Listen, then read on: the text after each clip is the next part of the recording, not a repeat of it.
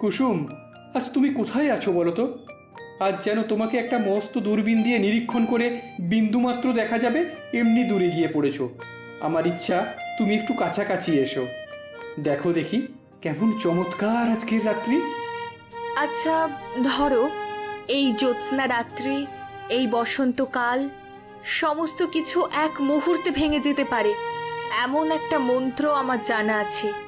যদি সত্যিই জানো তবে সেটা উচ্চারণ করে কোনো কাজ নেই, বরং এমন একটা মন্ত্র যদি জানো যেটাতে সপ্তাহের মধ্যে 3-4টে রবিবার আসে, কিংবা রাত্রিটা বিকেল 5টা-5:30 পর্যন্ত টিকে যায়, তাহলে আমি শুনতে রাজি আছি। আমার মৃত্যুকালে তোমাকে যে কথাটা বলবো বলে মনে করেছিলাম, সেটা আজ খুব বলতে ইচ্ছে করছে। আজ মনে হচ্ছে তুমি আমাকে যত খুশি শাস্তি দাও না কেন, আমি সেটা বহন করতে পারবো।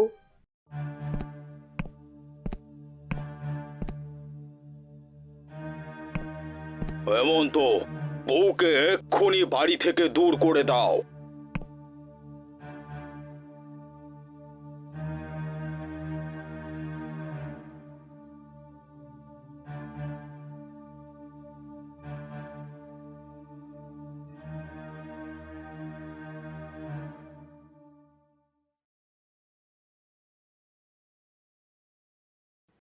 যা শুনলাম সেটা কি সত্যি? সত্যি। আমাকে এতদিন বলনি কেন? তোমাকে অনেকবার বলতে চেষ্টা করেছি, কিন্তু পারিনি। আমি বড় পাপিষ্ঠা।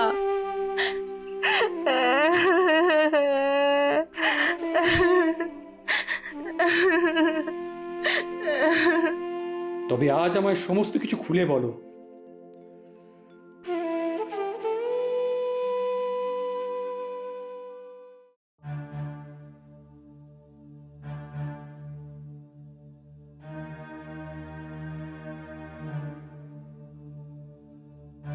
কি হে বাপু, হ্যাঁ কি খবর?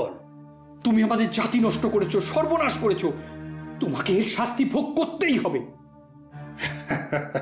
আর তোমরা বুঝি আমার জাতি রক্ষা করেছ, আমার সমাজ রক্ষা করেছ? হ্যাঁ, আমার আমার পিঠে হাত বুলিয়ে দিয়েছ। আমার প্রতি তোমাদের বড় যত্ন, বড় ভালোবাসা। আমি আপনার কি করেছিলাম? এখন যদি আমি তোমায় জিজ্ঞেস করি, আমার একটি মাত্র কন্যা ছাড়া আর সন্তান নেই, আমার সেই কন্যা তোমার বাপের কাছে কি অপরাধ করেছিল?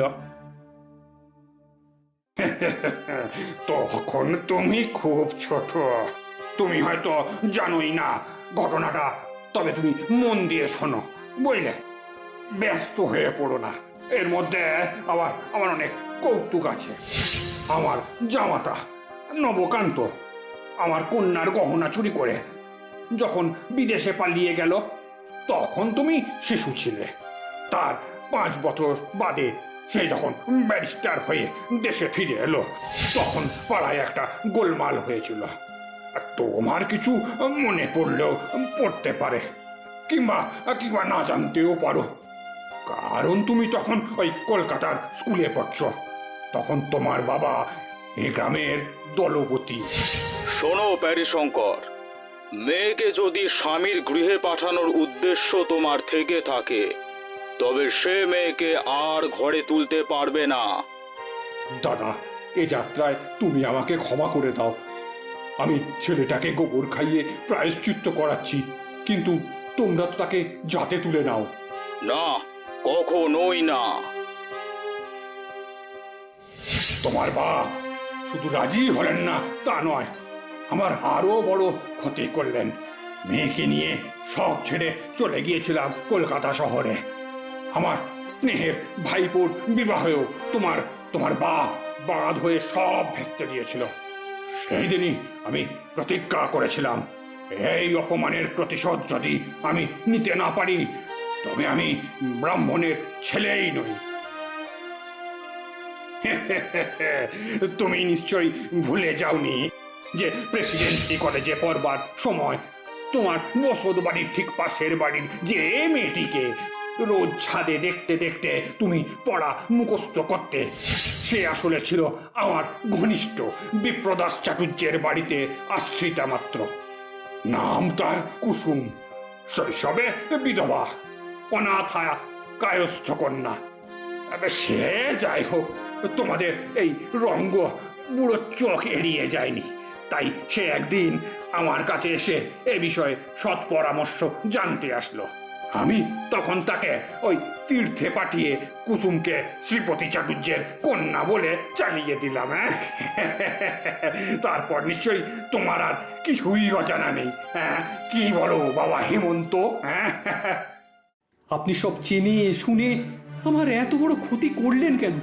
শুধুমাত্র আমার বাবার সাথে আপনার মতের মিল না হবার জন্যে? আমার মেয়ে তোমার বাপের কি ক্ষতি করেছিল হেমন্ত, যে তার এত বড় ক্ষতি করতে তোমার বাপ দ্বিতীয়বারও ভাবলো না? বুঝলে হেমন্ত, এই এই পুরো ঘটনাটা আমার কাছে যেন একটা গল্পের মতো। ইচ্ছে আছে সমস্তটা লিখে একটা একটা বই ছাপাই, কিন্তু তোমাকেও তো তাতে সাহায্য করতে হবে।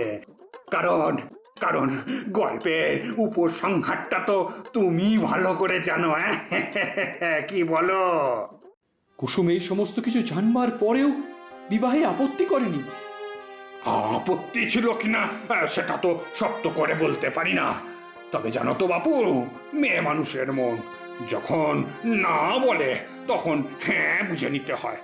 তবে কুসুম আমাকে নানা রকম ভাবে বুঝিয়ে সুঝিয়ে পরিকল্পনা করে তার এই বিবাহ বন্ধ করবার পরামর্শ দিয়েছিল, কিন্তু ওসব আমার কাছে তখন তুচ্ছ। অবশেষে অবশেষে যা হওয়ার তাই হলো। আমাদের যা ক্ষতি করবা তা তো আপনি করেই ফেলেছেন। আপনার প্রতিশোধও নেওয়া হয়ে গেছে, তাহলে আবার এই কথাটি বলে বেড়ালেন কেন? দেখলাম যে তোমার ছোট বোনের বিবাহের প্রস্তুতি চলছে, তাই দেখে বড় দয়া হলো। একটা ব্রাহ্মণের জাত মেরেছি, সেটা শুধু প্রতিশোধ নেওয়ার জন্য। তাই বলে আরো একটা ব্রাহ্মণের জাত মরুক, সেটা কি করে মেনে নিয়ে? তাই তাদের কাছে একটা চিঠি পাঠিয়ে দিলাম যে তুমি যে কন্যাকে বিবাহ করছো সে শূদ্রর কন্যা, তার প্রমাণ আছে আমার কাছে।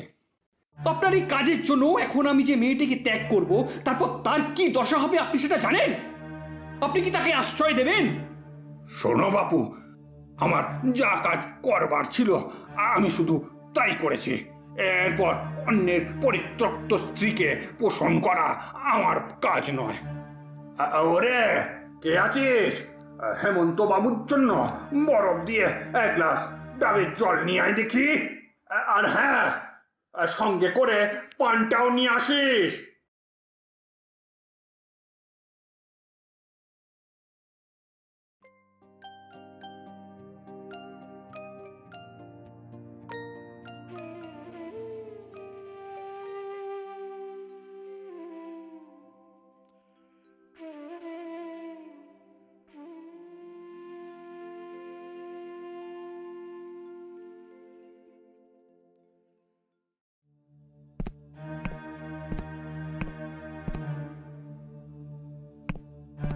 অনেকক্ষণ হয়ে গেছে হেমন্ত, আমি আর ধৈর্য রাখতে পারছি না। মেয়েটাকে এই মুহূর্তে ঘর থেকে বিদায় করো। আমি আমার স্ত্রীকে ত্যাগ করতে পারবো না। মানে? ত্যাগ করবে না মানেটা কি? তাহলে কি করবে?